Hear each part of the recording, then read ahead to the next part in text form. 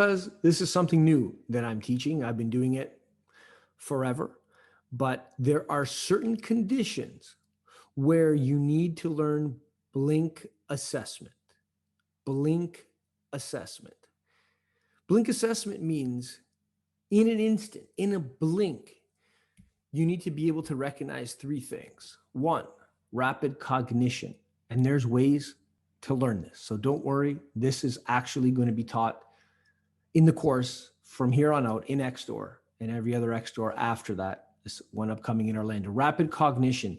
You need to be able to analyze what looks normal and what looks abnormal, whether it's gait analysis, whether it's certain shoulder conditions, whether it's acute neck pain, whether it's low back pain. There's certain things that jump out at you even before XStore starts. This is called blink assessment.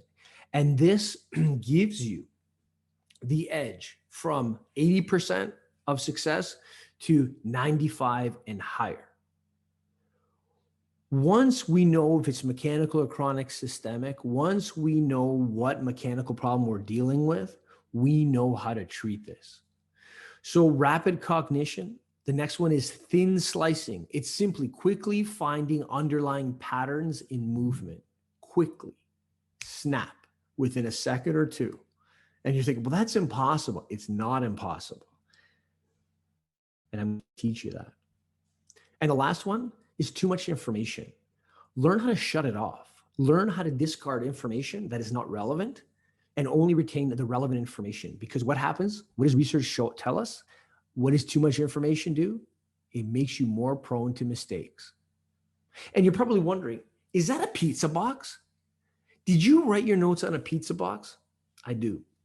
I write them on pizza boxes. I like the feel of the cardboard and I like to draw things out. I like to see things. And this is organic note-taking, blink assessment, and I did it and I'm happy about it. Look at this. Underneath here, I have I think this was in my car because I got a couple of water bottles. This is like a protein shake. Yeah, got some work to do there. But, and it's a pizza box that I didn't eat in the car either. I brought it from home. Anyway, the next one. So blink assessment, as I said, teaches you how to recognize specific signs that allow you to react to specific conditions. That allows you to streamline the process even further in exchange. What's the exchange for? Well, huge mechanical changes in the region. Specifically, this is used for gait assessment, shoulder impingement, lateral elbow pain, mid-scapular pain, impaired shoulder flexion, acute low back pain, and acute neck pain. It's pretty awesome.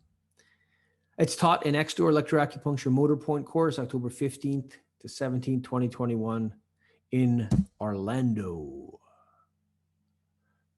Now, actually, this here, if you're looking at it right now, this is the first step in blink assessment. Because by looking at this picture within an instant, and I'm telling you, whether you had no experience at all, you knew that something was wrong.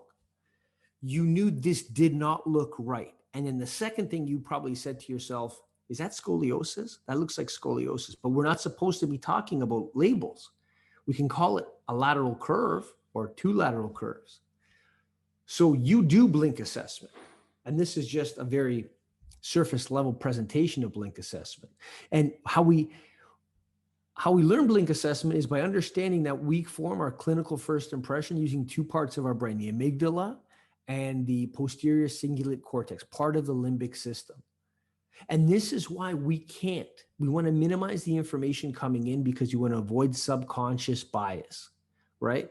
You want to avoid all of those 50 comments that people put when you say, I have someone coming in an hour, what should I do? And 50 people give 50 different opinions, and that's infiltrated your subconscious. I'm going to teach you how to learn to recognize between normal and abnormal and take you to the next level. We're going to show you how to take specific and minimal pieces of information and apply them clinically to streamline the process. And lastly, learn how to limit the amount of information you take in. It's paralysis by analysis, probably the biggest problem clinicians face in general.